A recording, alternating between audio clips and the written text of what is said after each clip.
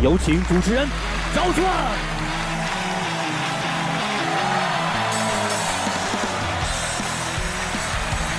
谢谢现场的观众朋友，欢迎大家来到天津卫视的大型情感节目《爱情保卫战》。好了，接下来我们来看看今天我们请到的几位老师是谁。著名情感作家陆琪老师，欢迎陆琪老师。著名节目主持人莎娜老师，欢迎莎娜老师。来自华谊嘉信的高级副总裁曲薇老师，欢迎曲薇老师。胡烈老师，欢迎左老师。来了解一下这对嘉宾的基本情况，各位请看。他的生活里只有打游戏的时候才最认真，和我说一句话比我说10句还管用，感觉他就是个孩子，不懂浪漫，生活没有仪式感。我女朋友在生活中非常强势，一切的事情都要按照她的步骤来，约会穿什么，做菜是先放味精还是先放盐，大大小小的事情都要管。我希望她能改改。他非常想结婚，但是我对婚姻有恐惧，对生孩子更是害怕。毕竟我这么大了，终于找到了理想的他，可是他却不想跟我结婚。现在我家里人也在催，我真的不知道该怎么办了。来，掌声有请这一对，有请。李先生31岁，来自湖南，房产销售；彭女士34岁，来自湖南，个体。来，有请两位，有请。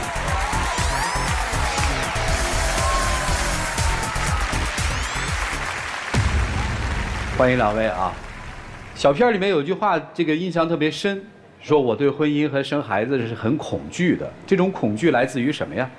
因为我离过婚。哦，离异是吧？对，因为上一段婚姻应该是很草率的决定吧，也是因为家里父母催啊，然后因为不了解而在一起，因为了解而分开，所以自那以后我对婚姻非常非常的恐惧。因为不了解，是这意思吧？对。所以你是害怕结婚是吧？我害怕结婚，我也害怕生孩子。这个为什么害怕呢？因为我现在34了，应该属于高龄产妇了吧？而且我觉得我现在也没有那个能力去抚养一个孩子，还有教育一个孩子。再一个就是我很多闺蜜都生了孩子，我每天都是听她们在那跟我说孩子怎么怎么的不好带啊，那个又不听话，什么老公也不管啊，我就好害怕自己走上那条路。你怎么想啊？要结是吧？对啊，因为我觉得现在你像房子也有，车子也有，已经具备这个结婚的条件了，然后两个人感情觉得也不错啊，那干嘛不结呢？那我不干，我就现在不想结婚，我也不想生孩子。那您想怎么着呢？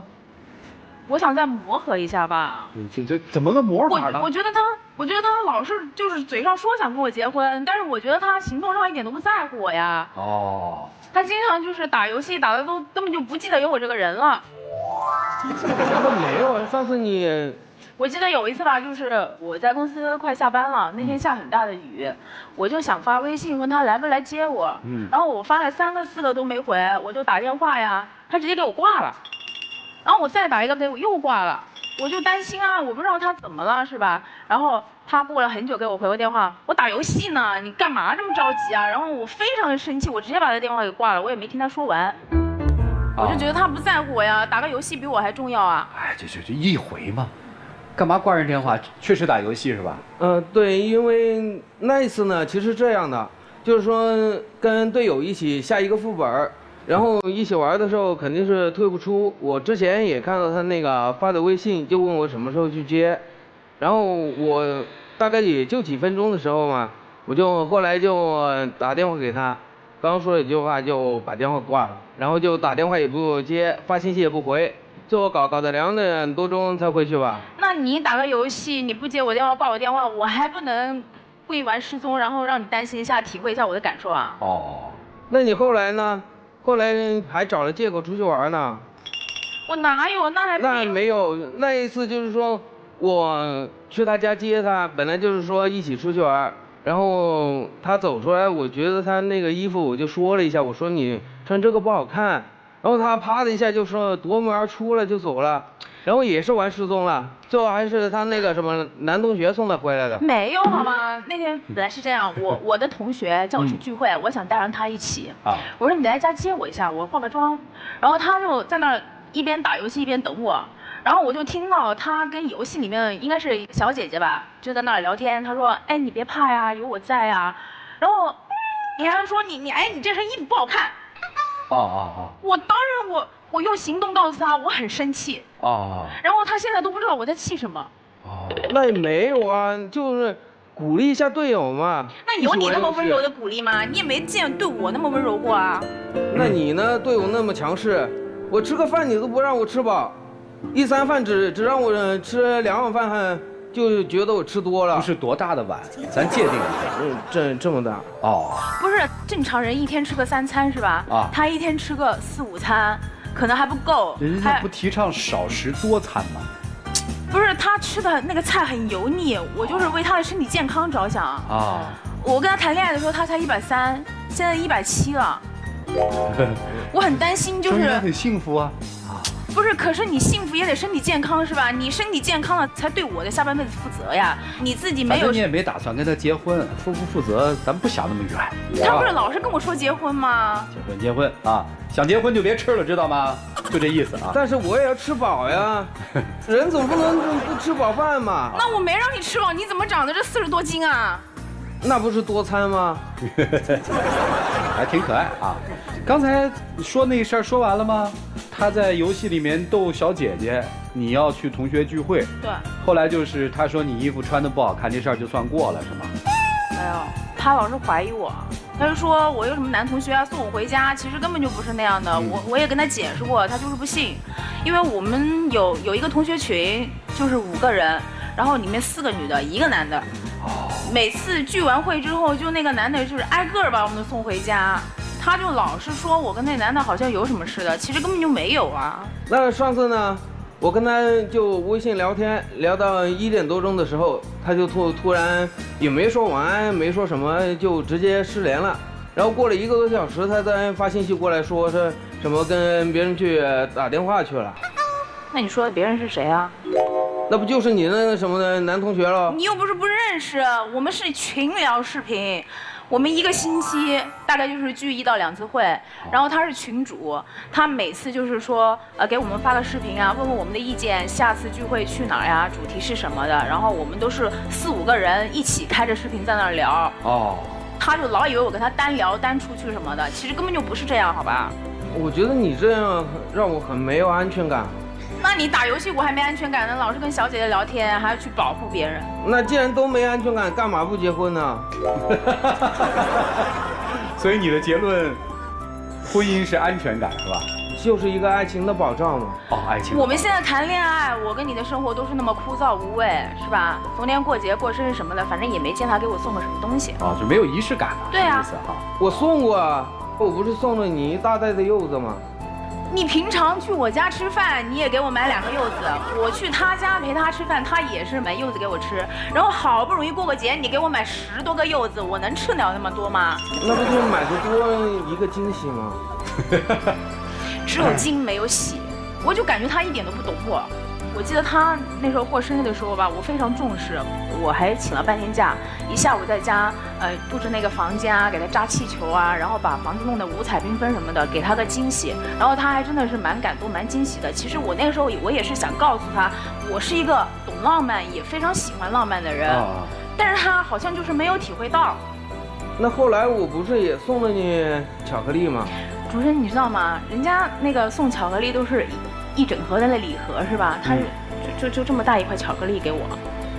我怀疑他是就去买东西没钱找，然后找块巧克力给他，他转送给我了。那后来不是觉得那个巧克力礼物太单薄了一点，我还给你充了200块钱话费呢。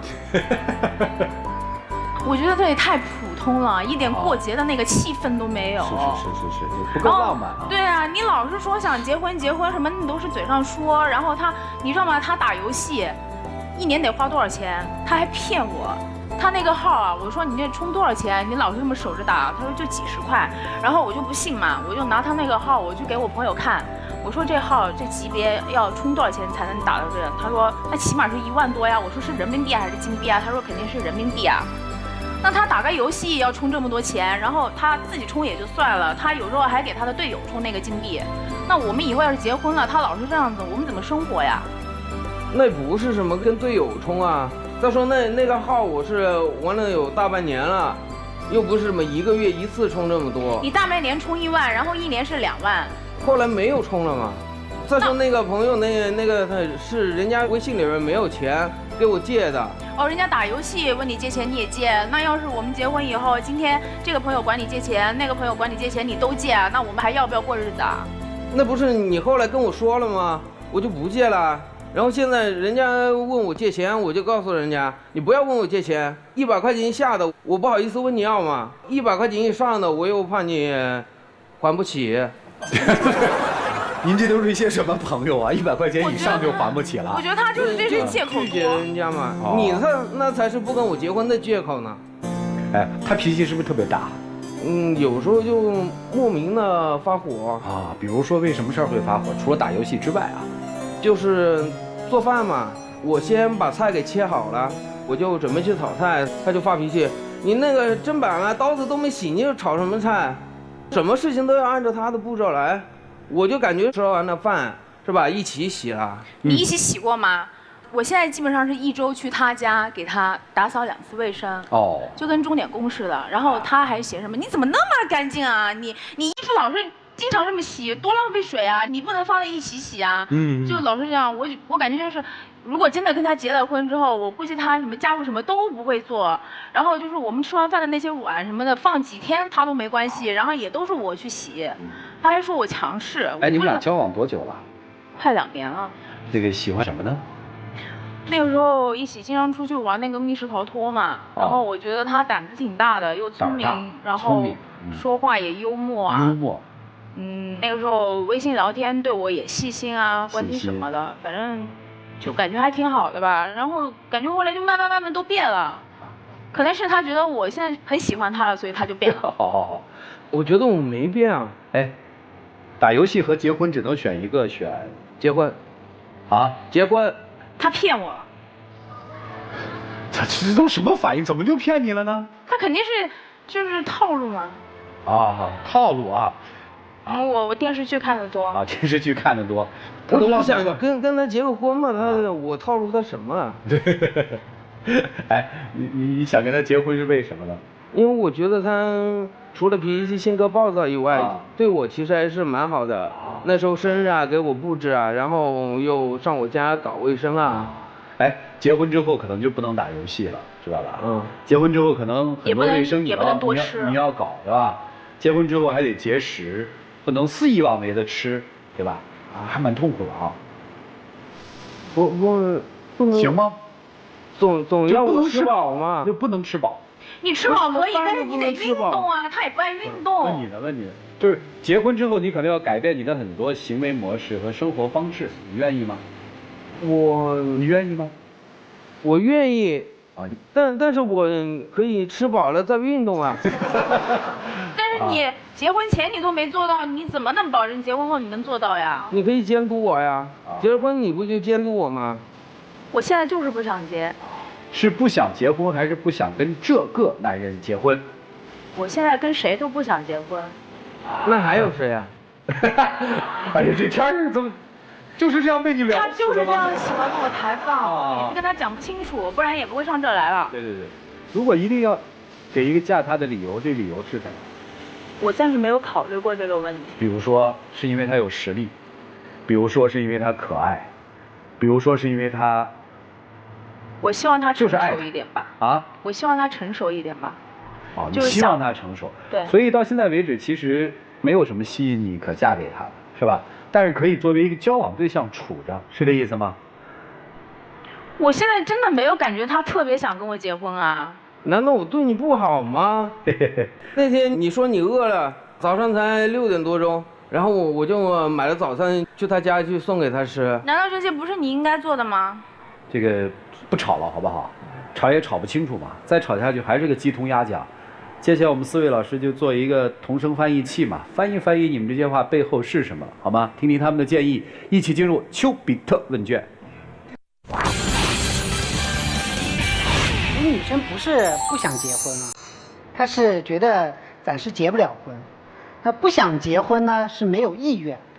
她其实挺喜欢你的，也打算嫁给你，但为什么暂时不能结婚，结不了婚呢？因为你的条件不符嘛。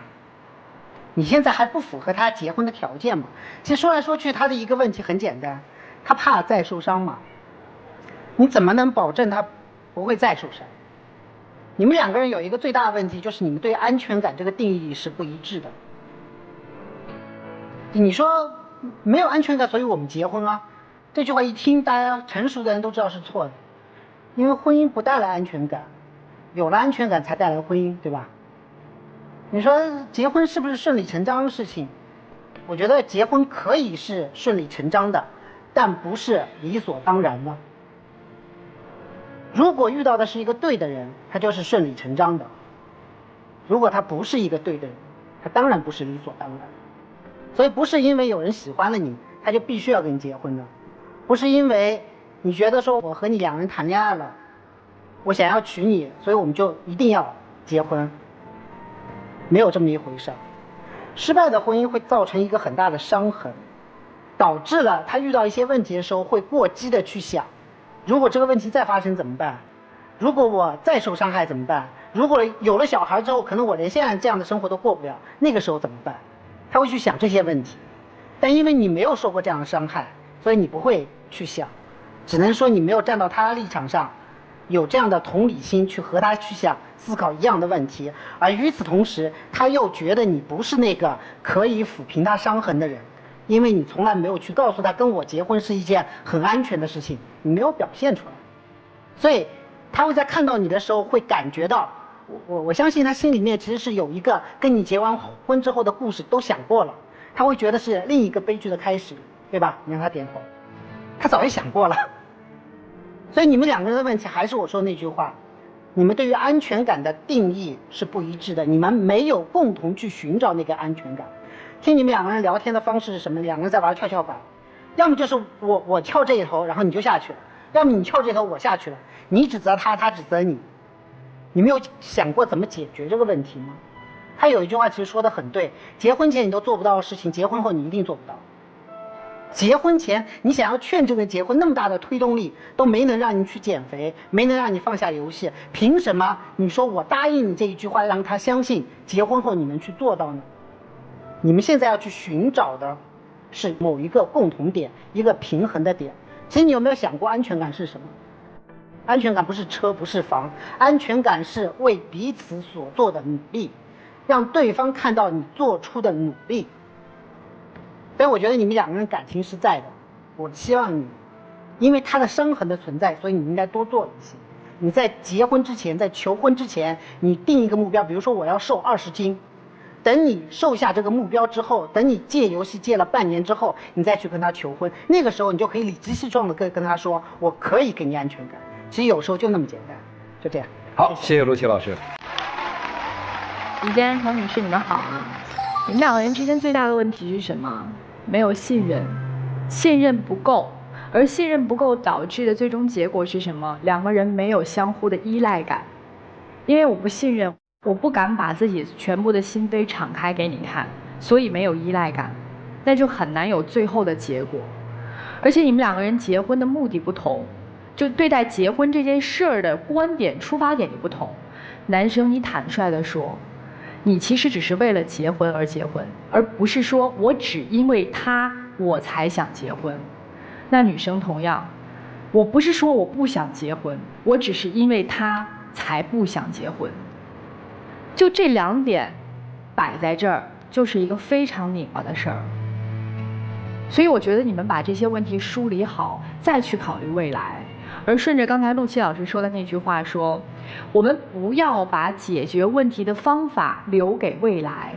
什么意思呢？不要一什么说，哎，我们俩结婚就好了，对吧？哎，我们俩有个孩子就好了，总是想着未来一定能好，可是现在呢？现在都好不了的，未来没办法给你答案。爱情是谈恋爱的必要条件，我们两个人相爱，但是不是结婚的充分条件。谈恋爱是一道文合题，我们只要有华丽的词藻就够了。可是结婚是什么？结婚是一道理科题，它需要三观同频共振，合并同类项，我们才能把这道题解开。所以现在谈结婚为时尚早。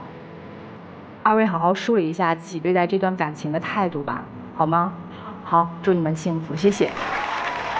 其实很难想象一个女人会说我不想结婚，甚至于不要孩子。其实问题很关键的点并不是这2个名词，而最关键的是刚才女孩说了，你不够成熟。哎呀，你肯定不同意啊，我30多了，我怎么不成熟啊？对不对？那好，如果考验你是否成熟，就要从玩游戏开始。喜欢玩游戏，对吧？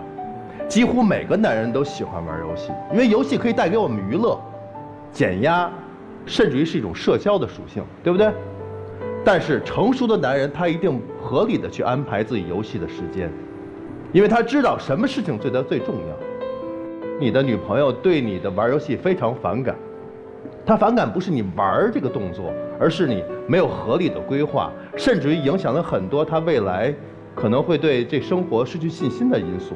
比如说你居然充了1万多块钱，很简单，女生会把一个点跟你来做对比，就是说你送她的关键的礼物才是1块巧克力，这个明显重要性你就知道了。而且你可以帮朋友去充值，他会想未来生活当中我怎么去规划我的财务呢？所以不是不让你玩游戏，而是让你会成熟的去玩这个游戏，明白吗？所以这一点上你心智是不成熟的，她哪敢嫁给你呢？对不对？女生呢其实也有问题，你没有行动啊，你只是把条件说我不能和你短期之内结婚，我和你之间不能要孩子，你把几个先决条件变成了2堵墙，堵在了你们当中的这个位置上，你也没有主动的去帮他做什么事情，对吗？比如说他玩游戏，你就要去聚会；他玩游戏，你就去跟异性男同学去聊天。那你在这件事情上也没有付出你应该去做的事情，你们的未来谈什么呢？对不对？所以说，如果真是你们2个认可对方的话，那一定要主动的去付出，你要做到成熟的去显示出自己有这个能力跟你结婚，而你呢，要真正喜欢这个男孩的话，就要用你的行动去努力去争取你们未来的日子，好不好？就这样。好，谢谢曲总。你上来就来了一句莎士比亚的名言：因为不了解而结合，因为了解而分手。你现在了解他？我应该了解他比他了解我要多一点。那如果你了解他的话，上一段因为了解而分手，这一段你了解他到底是分手还是结合呢？我不想分手，但是你也不想结合。9月2号，我女儿第1天上幼儿园，我去送她上学，灵车呢就坐了几个其他的妈妈。然后呢，其中就有一位妈妈说，她老公昨天晚上打游戏，连自己儿子第1天来上幼儿园她都没来，她特别的失望。你害怕的可能就是这个吧，所以你不敢要，所以你不敢接。其实不是你不想要。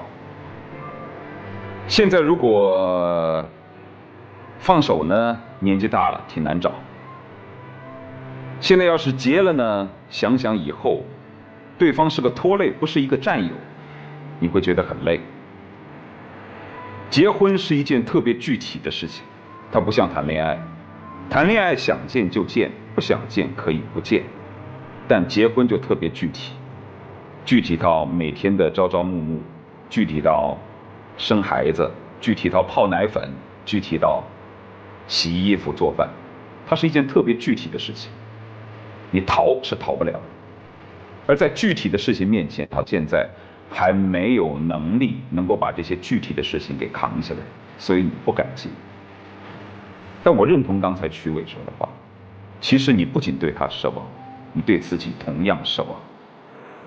说实话，从你上来起，你描述的每一件事情，我觉得你也没有做好结婚的打算。你口口声声说自己34岁高龄，你为结婚又做过什么准备呢？也没有，你也不过是破罐子破摔而已。所以结婚这件特别具体的事情，对于你们2个人而言，其实都不适合现在谈。你说他很套路，难道你不套路吗？你说不生孩子，这就是一个套路。事实上，你并没有表现出你内心真正的失望。如果你真的想结婚，你真的想奔向美好的明天的话，请你自己也振作起来。男生，你回去把他跟你说的所有的话都仔细的回忆一下，有哪一些他是把你当做一个男人来说的，有哪一些他是把你当做一个孩子来说的，你慢慢就能想清楚，你真的不适合现在去的，对不对？哎，喜欢吃什么菜？鸭。你呢？肉，什么口味的肉？都行，只要是肉就行。啊，所以你们俩要是点一道肉菜的话，应该没啥分歧，因为只要满足你辣的口味，只要满足你吃肉就行，对吧？所以我要说的特别简单，就是面对婚姻和爱情没有标准公式。回到肉和腊肉这件事儿来说，你的婚姻要的是有滋有味的，至少是腊肉，你只要一块肉。这就是我们现在面临的很多从爱情到婚姻当中的冲突，两个人要的不一样，所以就有分歧。所以女生，我想给你一个词哈，你琢磨琢磨是不是挺有意思的？我觉得你需要有信念，你要相信生活里是有爱情的，你要相信爱情和婚姻这件事儿并不冲突，你要相信未来的日子一定是美好的，你要有信念，对生活要有信念。男生，力量，就是一个31岁的男人应该拥有一种什么样的力量？他叫男人，我自己理解叫放心吧，让你周边的人能放心，你可以独立的生活。所以并不在是不是玩游戏或者干嘛了，而是在于你没有给女生一个足够的力量感，让她觉得你可以。问题我觉得就在这儿，好吧？接下来时间留给你们自己，一起进入真情热恋。其实我也不是急着逼你结婚，因为我在这个生活中我也感觉到我很没有安全感。现在我只是要你表一个态，我想要知道你到底是因为什么而不跟我结婚。其实我不结婚并不代表我不爱你，我知道我自己真的很爱你，但是如果真的要结婚的话，我觉得我还需要时间，我希望你可以等我，然后可以理解我。你说的那些我都会改，然后从今天起我每天都运动，每天都少吃，只要你嫁给我。他不是要一瘦的，他要的是一个他觉得他可以依靠的人。所以在你们这里面有几个词，你们自己看是等号还是不等号？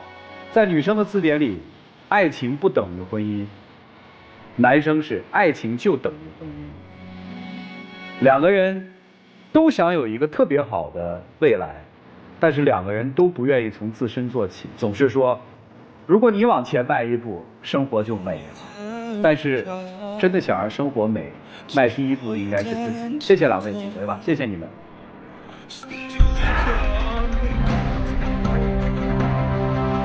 来，请关门。我愿意相信女生是爱男生，我也愿意相信男生是爱女生的，我愿意相信他们今天说的一切的话都是发自内心的。如果基于此，我希望他们愿意为这段情感再做出一些努力，也就是靠自己的力量推着这段感情，试着往前再去走一步。请开门。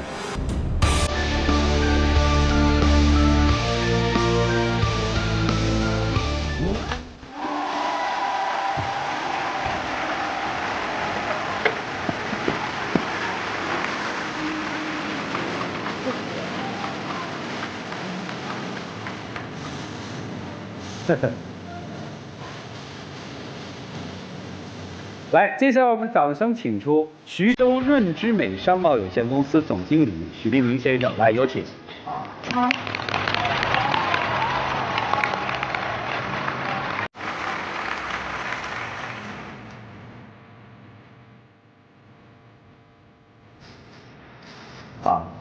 相处是过程，相爱是关键。祝二位呢永远相爱，携手共度美丽人生。谢谢。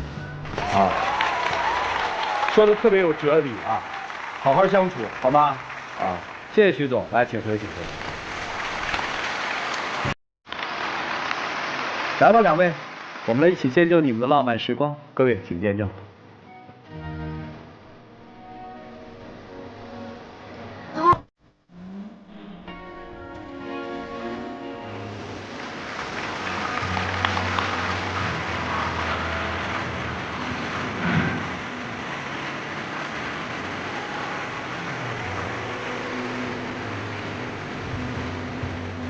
谢谢两位，请回。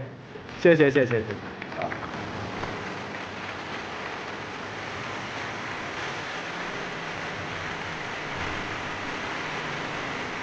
来了解下一句的基本情况，各位请看。和他是去年在单身群里认识的，当时他和我说的，他有车有房，没有子女，没有结过婚，我觉得这个条件挺好的，我们就在一起了。但是后来我发现他很多事情都是骗我的。这么多年以来，我一直未结婚，我自己已经习惯了。结果认识他之后呢，他阻碍我交朋友、喝酒、打牌等等的一切业余生活，让我感觉非常非常累。他现在的脾气也变得越来越暴躁了。最让我受不了的是，他和我在一起，还在单身群里和别的异性暧昧，让我很没有安全感。原打算认识他、接触他，让他给我一种新的感觉，建立一种新的家庭，实现我们的目标。结果呢，他整天唠唠叨叨，完完全全让我非常非常失望，我感觉非常非常的累。掌声有请这一对，有请。郝先生55岁，来自山东公司职员；肖女士55岁，来自山东个体。来，有请两位，有请。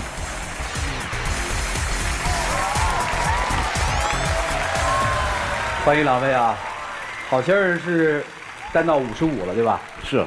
过去55年来没有对哪个女生心动过，还是？年轻27、8岁的时候谈过一次失败的恋爱过去之后呢，就一直没谈。哎呀，这一伤了这么多年啊，终于等到了您，是吧？两位是在交友群里认识的，是吧？对。啊，谁主动追的谁呀？我主动。啊？我主动。您主动啊？嗯。您当时怎么就看上？是在一个相亲群里认识他了以后，我看他没有孩子，单身，我感觉现在半路的夫妻双方都带孩子很难处，所以俺俩就互相愿意了。不是，这是您愿意啊？您是为什么愿意呢？一开始我们在一起的时候，感觉他挺阳光的，并且呢，挺吃苦，挺朴实啊。接触一段时间之后，慢慢的感觉性格上一些问题就出现了。现在接触有多久啊？1年吧。所以小片里面说到的那些，就是现在面临的问题，是吧？是。那就您给说说都哪些问题？好像我听的就是什么在群里还跟其他的异性交往，是这意思吗？是。啊。在这个群里认识当中我让他退群，他不退，在群里加这些单身的女士私聊的内容还在删除。我会问他为什么删除，私聊的都是什么内容？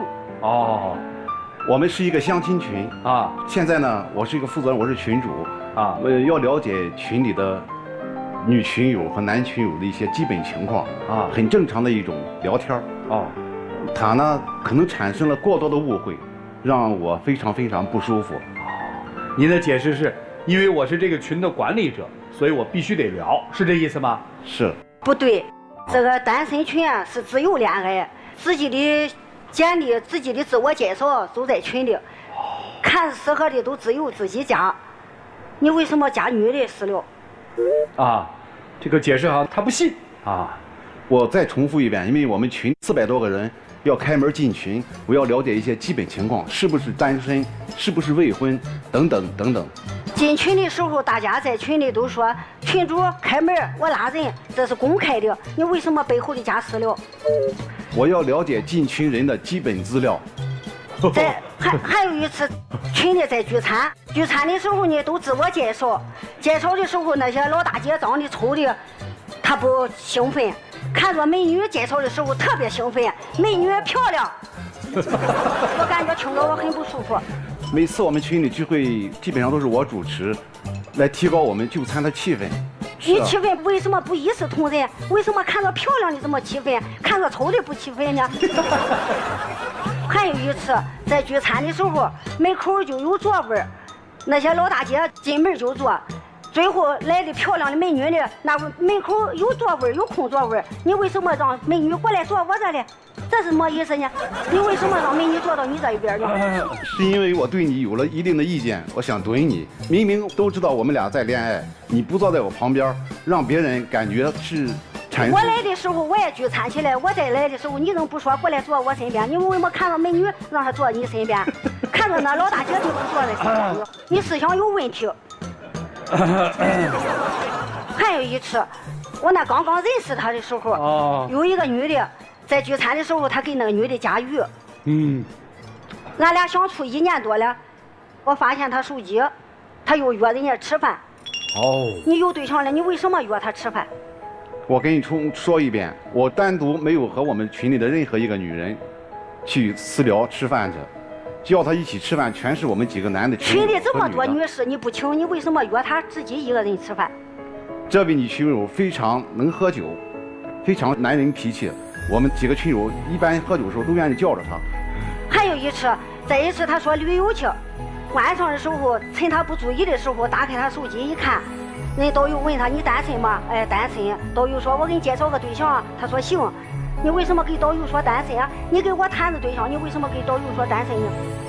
本身这件事情出去那是一个落单，一个特价，人家问了情况的时间呢，人家才20来岁的一个女孩子，你晚上一接人家视频电话，劈头盖脸的让我非常非常没有面子，完全是你一种误会，让人很吃不消。是啊，他晚上打回来这种脾气性格啊，让我对你的重新有了一定的看法，太小心眼了。又好喝酒又好抽烟，成天在群里经常聚餐喝酒抽烟。行，哎呀，这日子过得哈，能退群吗？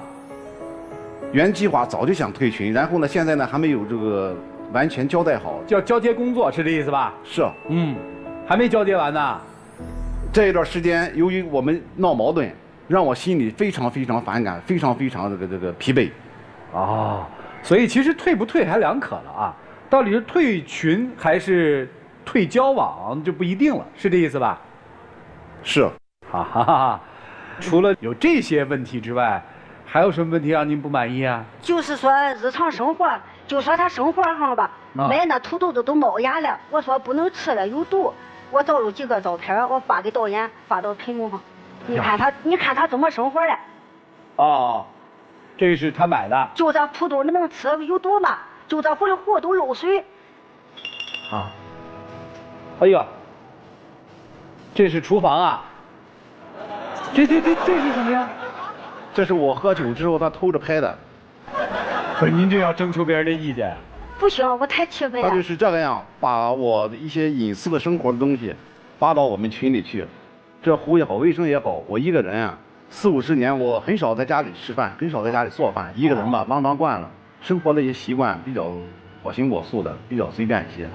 现在想找个女朋友吧，也想建立一个新的家庭，重新一下正规的生活。原来吧，整天一个人，浪浪荡荡的，自由散漫。行，您拍人家喝酒那照片怎么个意思啊？我拍的照片就是他经常喝酒抽烟。我现在正在努力的减少酒，或者慢慢要戒烟。这一段时间接触了你之后呢，更让我烦躁，更让我心里累了。就说那个土豆吧，都冒了芽子了。我说拽了，你为什么还要做着吃？我就是要怼你，我就是故意你的叨叨喋喋不休，让我产生对你巨大的土豆冒芽了，我叨叨么呀？那土豆都冒芽了，有毒，不让你吃，你气我有什么？我害怕你吃了有毒呀。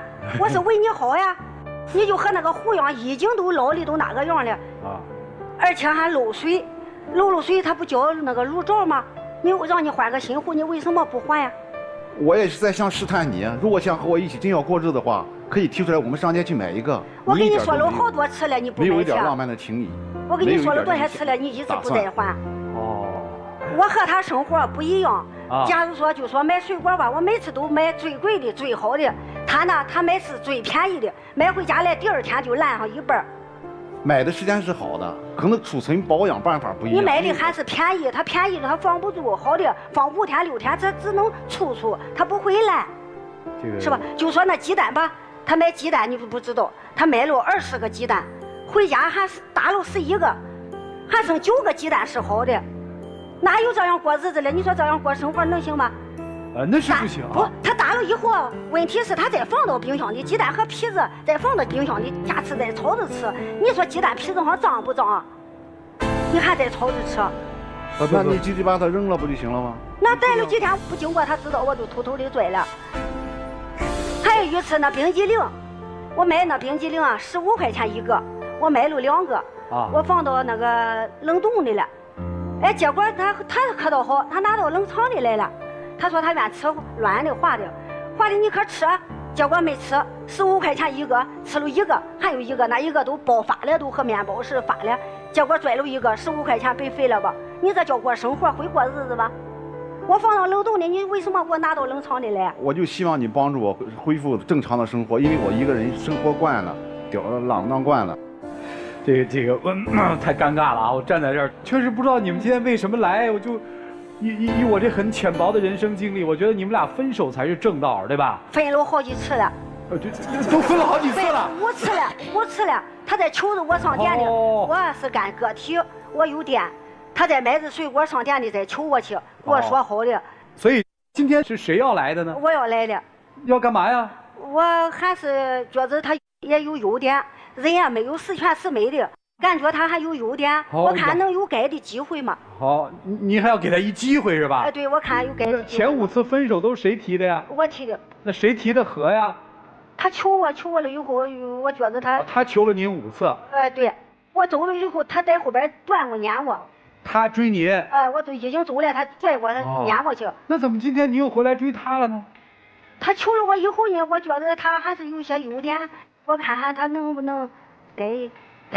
他改什么呢？你看在群里让他退群不退。哦，退群。退群，结婚也不给我结婚。哦。当家，我要当家，我看他让我当家吧。他当家不行，这生活是让生活。听明白了，原来您每控诉一项，其实背后都有一个鲜明的目的，是吧？就是你跟女群友，这个目的是什么呢？是退群，对不对？生活上邋遢呢是什么？是结婚，鸡蛋碎了都赶紧把它处理掉，把这个冰激凌放在冰箱没放对地方，浪费了，这是为了夺权。所以您每一个举证背后其实都带着一个目的。我理解的对了哈。问问啊，能退群吗？一开始想退群，现在就说现在暂时不退。退啊，这个觉得自己想结婚了吗？现在不想结了。觉得自己的生活需要一个人照料吗？随着年龄的增长，真的需要一个人照料。所以如果找一个既把您照顾得妥妥帖帖，又不管您的人，按照您的这个浪漫的生活方式来生活，是不是最理想？是挺。哎呀，你看发自内心的笑啊！其实说白了就是，我不退群，我保持一个单身的状态，然后我家里还要有一个女人来照料我。这应该是您想象当中最美的状态，对吧？是啊，是，这就是实话了。听懂了吗？对。退群。对。如果只能选择一个的话，您选择哪一个？我选择一个的话，让我当家，也得退群。你得让我管你，而我管了你就得听我，对吧？是这意思吧？是。哎呀，大姐脑子很清楚啊。来，接下来我们一起进入丘比特问卷。那个好大哥其实就是缺一个免费的保姆嘛，以谈恋爱的名义来找一个免费的保姆，但是你也没有掩饰，我觉得这个还挺坦诚的啊。然后我看你在台上的时候有几个特点，第一个你防备心很强，第二个你总是以一种官方的语气在说话。这位网友啊，这个群啊，我是管理员啊，等等等等。然后呢，我就感觉到您和大姐站在一起的时候，你有一些优越感。那从某一方面来看，更加显示出你对大姐之间是没有强烈的爱。我最近在做很多的研究，常年单身之后的群体，他其实已经丧失了建立一个独立家庭的能力。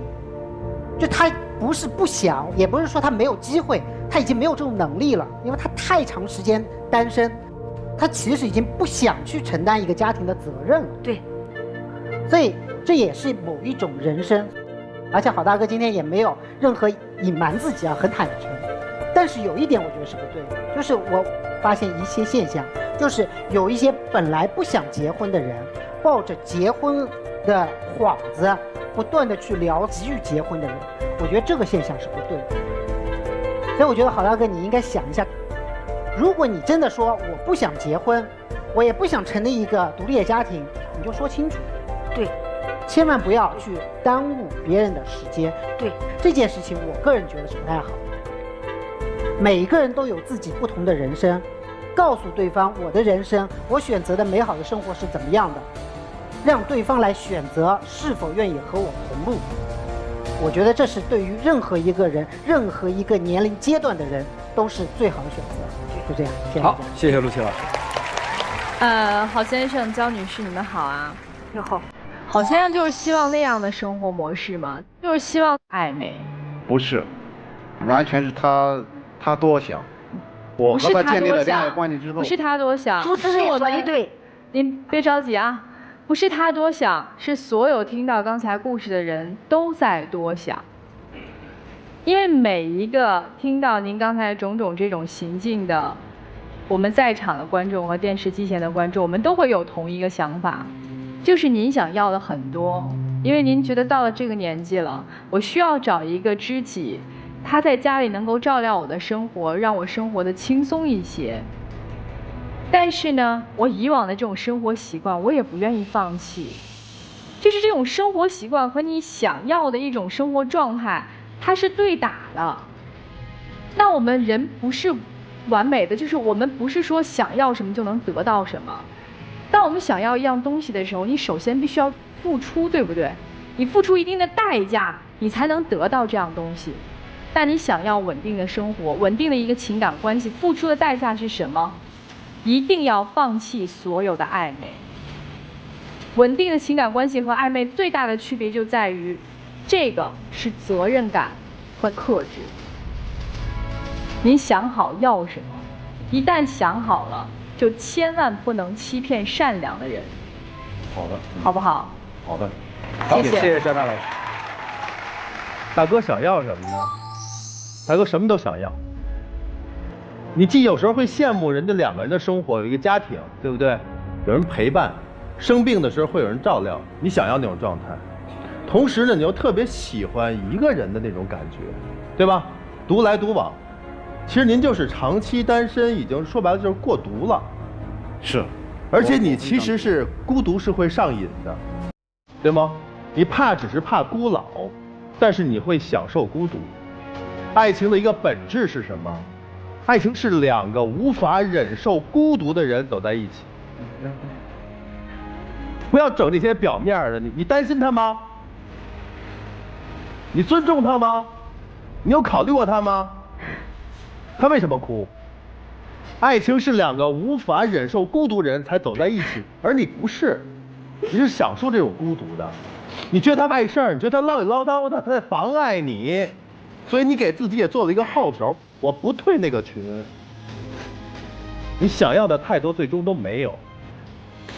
你这点一定要记住了。大姐也不要哭，在这段你们的感情当中，你也是有问题的。爱情还有一个本质，爱情是给予，不是要得，对不对？刚才主持人在问你那几样你要什么，你选择了，我管着他。一开始你不就觉得他条件好吗？对不对？一开始条件在这儿，现在实际条件在这儿，然后你退而求其次，我要管着他，他有什么我就管什么。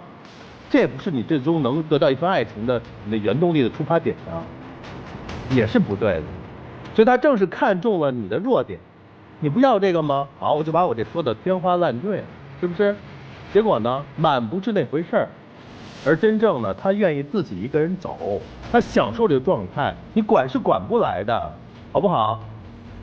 而你真正想要的那个人，也是说不想一个人走下去，想找一个伴儿，想找一个知心的人，那个是你真正要找的人，绝不是他。明白吗？就这样。好，谢谢师姐。大家可以想一个问题：到底谁可怜？我可怜。哦，你现在想明白了。一开始看着他们家家徒四壁，吃着发了芽的土豆，脏兮兮的灶台，没有人照顾的样子，你是可怜他的，你是心疼他的，对吧？对。但事实上，人家不这么想，人家觉得自己很幸福。每个人对于幸福和不幸的理解是不一样的。有些人买了一套房子，他觉得我有一个安定的窝，我很幸福。有些人这辈子不愿意买房子，因为我可以住不同的房子，我可以看不同的风景，他觉得这是幸福。所以这个事情发展到今天看来，你才能了解，其实他不是不幸福，是你可怜。甚至在他心目当中的那种优越感，其实也来自于你那么想抓牢的。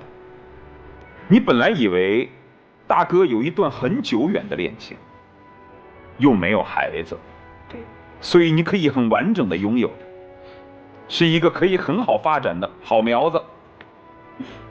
但事实上，一个单身了大半辈子的人，就是你这一时半会儿能收服得了的？如果一个人宁愿牺牲朝夕相处和家庭的温暖来赢得自由，为此而付出了大半辈子的时间，你觉得他能被你独自拥有吗？这不可能嘛，你说呢？所以一个人期望越高，失望越大。就比如说你现在，所以你不应该期望这么高。即便大哥哪天愿意跟你结婚，愿意跟你在一起，你们的生活状态也会像今天一样。今天的状态是什么呢？就是你每一次质疑理直气壮，但大哥每一次都对答如流，他每次都有借口，他每一次都能够找到一种方式来刺激和强化你的内心。比如你说为什么那个女生你就叫她坐在你旁边，你就不叫，我是为了怼你，我是为了刺激你。对，什么话来，兵来将挡，水来土掩，要说什么话我都能够答得出来。对，但唯独对于生活一些现实的具体的责任的事情，他几乎是一个无能。对，说得对。所有一些年轻的男生不负责任的问题，在大哥的身上都有。陆琪的那个观点我是赞同的，每个人有自己选择生活的方式嘛。但是你心里有什么想法，你选择过什么样的生活，请坦白的跟对方说。如果你告诉他我这么大年纪了，我不想结婚，你如果这么直白的说了，你们该怎么交朋友交朋友，那是平等。但如果你还跟对方说我依然希望老有所终老有所靠，希望寻找一个晚年的幸福，那就是骗人，因为你根本没有做好用余生的时间来跟对方共同相守。如果你有这样的准备，你的日子不会过成那样。所以请不要去欺骗那些想要结婚的人，那就叫不厚道。记住了，对不对？谢谢各位老师。其实也别哭了啊，这里面就有一个问题了，为什么在我们的现实生活当中，你明知这么做是个坑，你还要跳进去？特别是在爱情生活当中，您琢磨琢磨是不是这道理啊？我们在情感生活当中，一定不要试图去调高别人的底线，不要想着说他能改变，对吧？不可能吧？大家都知道嘛。那我们能做到的是什么？我们要守住自己的底线。其实只要守住自己的底线就够了，而我们恰恰容易不守自己的底线。为什么？老想占便宜啊！没结过婚，多专一啊！没有孩子，哎呀，我们没负担啊，对吧？条件不是特别好吧？哎，还可以吧？我稍微改吧，就完全合适嘛？这不就为了占便宜？那你的底线呢？当然就没了。其实没法说你什么，那是您的一种生活方式。我们碰到这样的人的时候，不要去责怪别人有没有鄙视你。生活是你的，路是你的，学会自己擦亮眼睛，那就是他的生活状态和生活方式。我相信，即使他说清楚了，依然会有一些女性喜欢，对吧？对，是不是啊？是。您看，您也认同吗？他在你们那群里还是有魅力的呢。对。这就是，如果你们想享受这种魅力，对不住了，您就别抱怨他那些不合适。你不能一方面又享受，一方面又抱怨，不能忍受就走开。对。所以你也仔细好好想想。接下来咱们一起进入真情六十秒。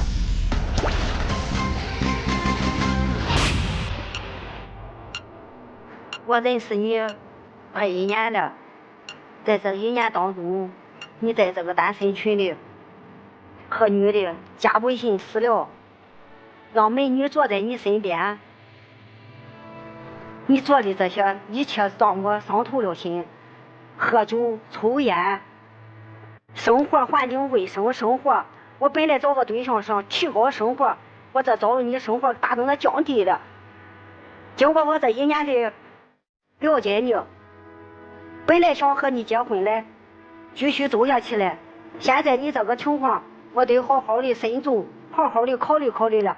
现在我犹豫了。通过这一段时间，我和你再一次的接触啊，我内心感到非常的你的唠叨，你的对我的强烈的约束，我很矛盾。好，时间到了啊，这个不要让自己生活的那么累，未来的生活很美好，按自己的想法好好活着吧，两位。谢谢两位，请回吧。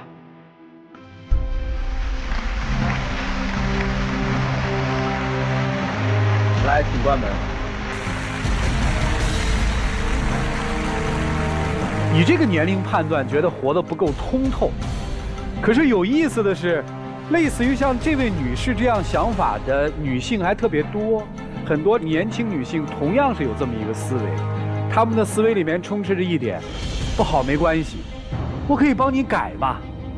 千万不要相信爱情可以跨越一切，跨越一切的爱情是彼此相爱，而不是一个人的单方面的付出，那同时也不叫爱情。请开门。